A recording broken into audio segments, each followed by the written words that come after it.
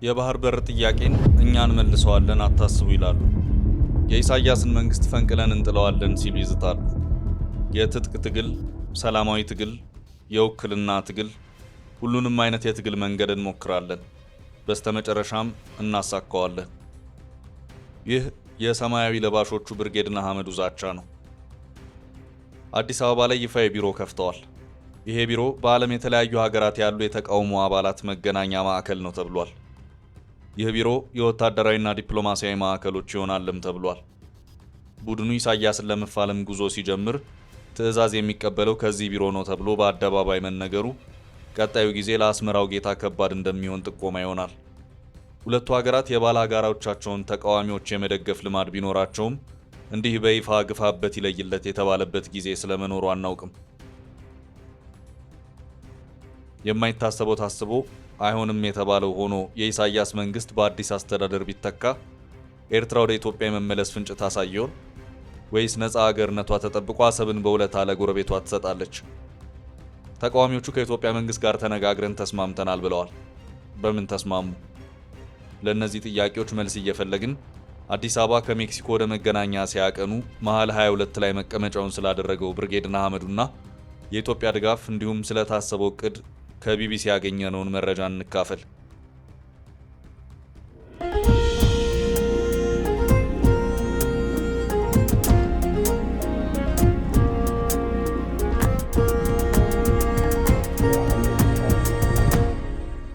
ብርጌድ ንሓመዱ ካለፉት 3 ዓመታት ወዲህ በተለይም በምዕራባውያንና መካከለኛው ምስራቅ ሀገራት እየተስፋፋና ትኩረት እየሳበ የመጣ የኤርትራውያን የተቃውሞ እንቅስቃሴ ነው። ደጋፊዎች በሚያደርጉት ሰማያዊ ቲሸርት የሚለየው ይህ እንቅስቃሴ ሰማያዊ አብዮት በሚል መጠሪያ ይታወቃል። የብርጌድ ንሓመዱ ደጋፊዎች የተቃውሞ እንቅስቃሴያቸውን የጀመሩት የኤርትራ መንግስት በተለያዩ ሀገራት የሚያዘጋጃቸውን ክብረ በዓሎችና ዝግጅቶች በማወክ ነው። አሜሪካ፣ ዩናይትድ ኪንግደም፣ እስራኤል፣ ካናዳ፣ ጀርመን፣ ስዊድን እና ስዊትዘርላንድ የኤርትራ መንግስትን በሚደግፉ ፌስቲቫሎች ላይ ረብሻ ያጋጠመባቸው ሀገራት ናቸው። በእነዚህ ረብሻዎች ወቅት የመንግስት ደጋፊ በሆኑና በተቃዋሚ ኤርትራውያን መካከል በሚፈጠሩ ግጭቶች ምክንያት በተደጋጋሚ የጸጥታ ኃይሎችን ጨምሮ በሰዎች ላይ ጉዳት ደርሷል። በዚህ አይነቱ አመጽ ላይ የተሳተፉ ኤርትራውያን በተለያዩ ሀገራት የጸጥታ ኃይሎች በቁጥጥር ስር ውለዋል። ብርጌድ ንሓመዱን የሀገር ውስጥ አሸባሪ ድርጅት በማለት የሰየመው የጀርመን አቃቤ ሕግ ደግሞ ይህን አሸባሪ ድርጅት በመመስረትና አባል በመሆን የተጠረጠሩ 17 ሰዎችን እያፈላለገ መሆኑን አስታውቋል። በውጭ ሀገራት የሚገኙ ኤርትራውያን ፌስቲቫሎቹን ለማስቆም የተንቀሳቀሱት እውነቶቹ የመንግስት መሳሪያ በመሆናቸው እንደሆነ በብርጌድ ንሓመዱ እንቅስቃሴ ከሚጠቀሱት ግለሰቦች አንዱ የሆኑት ኪሮስ አስፋሃ ለቢቢሲ ተናግረዋል። እነዚህም ፌስቲቫሎች ሽፋን ተደርጎ የሚሰበሰበው የገንዘብ መዋጮ ለስርዓቱ ጉልበት ይሰጡት ስለነበር ይህ እንቅስቃሴ የተደረገ ሲሉ ኤርትራውያኑ ፌስቲቫሎቹን የተቃወሙበትን ምክንያት ያስረዳሉ። የብርጌድ ንሓመዱ እንቅስቃሴ ፌስቲቫሎችን ለማስቆም በሚል ምክንያት ይጀመር እንጂ የቡድኑ የመጨረሻ ግብ ከ30 ዓመታት በላይ በስልጣን ላይ የቆየውን የኢሳያስ አፈወርቂን መንግስት ማስወገድ ነው። ከኤርትራ እንደ ሀገር መመስረት ጀምሮ በስልጣን ላይ ያለው የፕሬዝዳንት ኢሳያስ አፈወርቂ መንግስት ባለፉት 32 ዓመታት ሀገር አቀፍ ምርጫ አድርጎ አያውቅም። ኤርትራ ውስጥ ህግ አውጪ፣ አስፈጻሚና ተርጓሚ የተባሉት የመንግስት መዋቅሮች በቅጡ ያልተዋቀሩ እንዲሁም የማይሰሩ ሲሆን የሀገሪቱ መንግስትም በከፍተኛ የሰብአዊ መብት ጥሰቶች ይከሰሳል። የኤርትራ መንግስት ተቃዋሚዎች፣ ጋዜጠኞችና ሃይማኖት መሪዎችን ያለ ክስ ለረጅም ዓመታት በማሰር በተባበሩት መንግስታት ድርጅት ተቋማት ክስ ይቀርብበታል።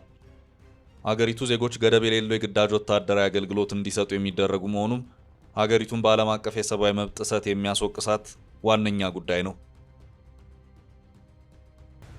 የተባበሩት መንግስታት ድርጅት መርማሪ ኮሚሽን የግዳጅ ሰራተኝነትና ባርነት ሲል የሚገልጸውን ይህን ወታደራዊ አገልግሎት በመሸሽ በርካታ ኤርትራውያን ሀገራቸውን ጥለው ወጥተዋል። ከጠቅላላው የሀገሪቱ ህዝብ ብዛት 17 በመቶ የሚሆኑት የተሰደዱባት ኤርትራ ካላት የህዝብ ብዛት አንጻር ከፍተኛ ጥገኝነት ጠያቂ ዜጋ ያላት ሀገር እንደሆነች የተባበሩት መንግስታት ድርጅት የሰብአዊ መብት ከፍተኛ ኮሚሽን ግንቦት 2016 ዓ.ም ያወጣው ሪፖርት ያመለክታል። የብርጌድ ንሓመዱ አመራሩ አቶ በየነ የኤርትራ መንግስት መዋቅሮች በስደት ላይ የሚገኙ የሀገሪቱ ዜጎች ፖለቲካዊ ጥገኝነትና ሰላም ላይ ድንበር የተሻገረ ጭቆናና ጫና መፍጠር መጀመሩን በማንሳት ይከሳሉ። ይህን ተከትሎ የተፈጠረው የብርጌድ ንሓመዱ እንቅስቃሴ ዋነኛ ግቡ በኤርትራ ስር ነቀል የስርዓት ለውጥ ማካሄድ እንደሆነ አቶ በየነ ያስረዳሉ። ከስርዓት ለውጡ በኋላ በብሔራዊ ጉባኤ በማካሄድ ጊዜያዊ የሽግግር ተቋማትን የመመስረት ውጥን መኖሩንም ገልጸዋል። መጀመሪያ ስርዓቱን ከኤርትራ ማስወገድ ነው።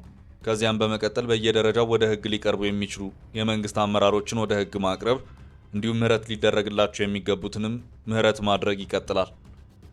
አገሪቱን ለማረጋጋትና ለማሸጋገርም በየደረጃው የሚቀርቡ ሰነዶችም አሉ ሲሉም እንቅስቃሴው ግቡን ሲያሳካ ሊያከናውን ያቀዳቸውን ተግባራት ጠቅሰዋል። የብርጌድ ንሓመዱ እንቅስቃሴ አመራሮች ግባቸው በሰላማዊ ትግል ይሳካል የሚል እምነት የላቸውም። የእንቅስቃሴው ዋነኛ መታገያ ስልት የትጥቅ ትግል እንደሆነ ሁለት የትግሉ አስተባባሪዎች ለቢቢሲ ተናግረዋል። ሁለቱ አመራሮች የብርጌድ ንሓመዱ እንቅስቃሴ የትጥቅ ትግል ለመምረጡ በምክንያትነት የሚጠቅሱት የኤርትራ መንግስት ከዚህ ቀደም በሰላማዊ ትግል ለውጥ ለማምጣት ሙከራ ባደረጉ ተቃዋሚዎች ላይ ያደረሰውን ስቃይና አፈና ነው። አቶ በየነ የኤርትራ መንግስት ለተቃዋሚዎችና ቅሬታ ላላቸው ዜጎች እውቅና አይሰጥም። የተለየ ሀሳብ ያለው ዜጋ ዕጣ ፈንታው እስር ቤት፣ ጉድጓድ፣ መረሸንና መሰወር ነው። በዘጠናዎቹ በሰላማዊ መንገድ ለመታገል የሞከሩ ዜጎቻችን አሁን ድራሻቸው የለም ሲሉ ያስረዳሉ። ኤርትራውያን ዜጎች በሙሉ በግዳጅ ወታደራዊ ስልጠና እንዲወስዱ መደረጉን እንደ መልካም ዕድል የሚቆጥሩት አቶ በየነ አብዛኛው ኤርትራዊ ከሳዋ የመጣ ስለሆነ ምናልባት አሁን ስላሉት ዘመናዊ የጦር መሳሪያዎች ካልሆነ በስተቀር አዲስ ወታደራዊ ስልጠና የሚያስፈልገው ዜጋ አይደለም ይላሉ። አቶ በየነ ብርጌድ ንሓመዱ የሚያካሄደው የትጥቅ ትግል በጅማሬ ላይ መሆኑን ይናገራሉ። የብርጌድ ንሓመዱን የዲፕሎማሲ ስራ የሚያስተባብሩት አመራሩ ለእንቅስቃሴው ድጋፍ ለማግኘት ከአሜሪካ፣ ከአውሮፓ ህብረት፣ ከካናዳና ስዊድን ባለስልጣናት ጋር ንግግር መደረጉን ገልጸዋል። አቶ በየነ የተቃውሞ እንቅስቃሴው የሚያካሄደው የትጥቅ ትግል ከርቀት ሊካሄድ የማይችል መሆኑን በመጥቀስ ይህ ስር ነቀል ለውጥ የሚባለው በአገራችን አካባቢ እንደሚሆን የታወቀ ነው ሲሉ ትግሉ መሰረቱን የሚያደርግበትን ቀጠና ጠቁመዋል። ቢቢሲ ያነጋገራቸው ሁለት የብርጌድ ንሓመዱ እንቅስቃሴ አስተባባሪዎች ሊያደርጉ ላሰቡት የትጥቅ ትግል መሰረት የሚሆነው አካባቢ የትኛው እንደሚሆን በግልጽ ከመናገር ተቆጥበዋል። ከአስተባባሪዎቹ አንዱ የሆኑት አቶ በየነ ከኢትዮጵያ የሚነሳ የትጥቅ ትግል እንቅስቃሴ የማድረግ እቅድ ይኖር እንደሆነ ለቀረበላቸው ጥያቄ በኢትዮጵያ ምደባ፣ ዘመቻ ወይም ካምፔን አደረጃጀት፣ ወታደራዊና ዲፕሎማሲያዊ ማዕከላት ሊቋቋሙ ይችላል የሚል ምላሽ ሰጥተዋል። ብርጌድ ንሓመዱ የትጥቅ ትግል ለመጀመር አባሎቻችን በመመዝገብና በመደራጀት ላይ እንደሆኑ የሚናገሩት አመራሩ ፍቃድ ሲመጣ ወዲያው ወደ ተባልነው ቦታ እንድንሄድ ወታደራዊ ማዕከሉን የሚያዙ መሪዎችን እያዘጋጀን እንገኛለን ብለዋል። ይህ ፍቃድ የሚመጣው ከየትኛው አካል እንደሆነ ግን አላብራሩ። የብርጌድ ንሓመዱን እንቅስቃሴ አመራሮች ከኢትዮጵያ መንግስት ባለስልጣናት ጋር ንግግር ማድረጋቸውን አቶ በየነ ይናገራሉ። ለኢትዮጵያ መንግስት ያቀረብነው ጥያቄ በኤርትራ ስር ነቀል ለውጥ እንደምናካሄድ ነው። ስለዚህ ወታደራዊ እንቅስቃሴ የሚባለው ለብቻው የሚታይ አይደለም ሲሉ በምን አይነት መልኩ የእንቅስቃሴውን ዓላማ ለኢትዮጵያ መንግስት እንዳስረዱ ጠቅሰዋል። አስተባባሪው ከኢትዮጵያ ወታደራዊ አመራሮች ጋር ንግግር ተደርጎ እንደሆን ለቀረበላቸው ጥያቄ ይህን ጉዳይ ለመከታተል የተሰየሙ ወታደራዊ ክንፍ አመራሮች መኖራቸውን ገልጸው 100% አለ ወይም የለም ብዬ ልናገር አልችልም ብለዋል። ብርጌድ ንሓመዱ በኢትዮጵያ እያደረገ ያለው እንቅስቃሴ በሌሎች ሀገራት ካለው የተለየ መሆኑን የሚያነሱት አቶ በየነ ለዚህም 3 ምክንያቶችን ይጠቅሳሉ። አስተባባሪው ኢትዮጵያ በተለይም ከአፍሪካ ህብረት መቀመጫነቷ ጋር ተያይዞ ያላት የዲፕሎማሲ ማዕከልነት በምክንያትነት የሚጠቅሱት አንዱ ምክንያት ነው።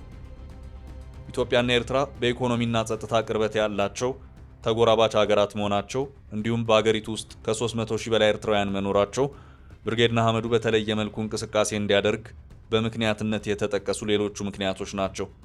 አቶ በየነ ሶስተኛው ዓላማ በምዕራባውያን ሀገራት የተፈጠረውን ትግላችንን ወደ ሀገሩ አካባቢ ማንቀሳቀስ ነው።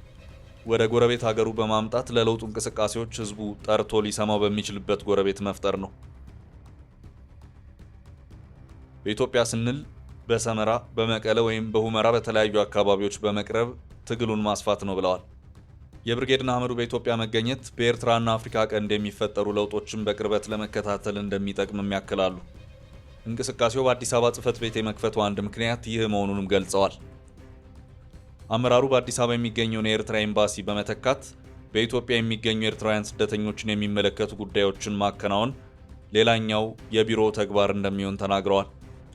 ይህም በተመለከተ ከኢትዮጵያ መንግስት አካላት ጋር ንግግር መደረጉን ያነሱት አቶ በየነ የብርጌድ ንሓመዱ አባል የሆኑ ስደተኞች መለያ ወረቀት ወይም አይዲ እንዲሰጣቸው የተመዘገቡበት ቁጥር እንዲኖራቸውና ዋስትናቸው እንዲሟላ ውይይት መካሄዱን ገልጸዋል።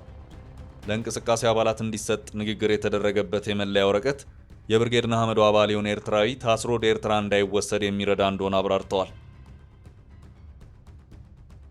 ስለዚህ ማንኛውም ከኤርትራ በስደት የመጣና እየተካሄደ ያለውን ትግል ደግፌ የስደት ሕይወቴን አሳጥራለሁ የሚል ዜጋ መጀመሪያ የብርጌድ ንሓመዱ አባልነት ካርድ ያገኛል።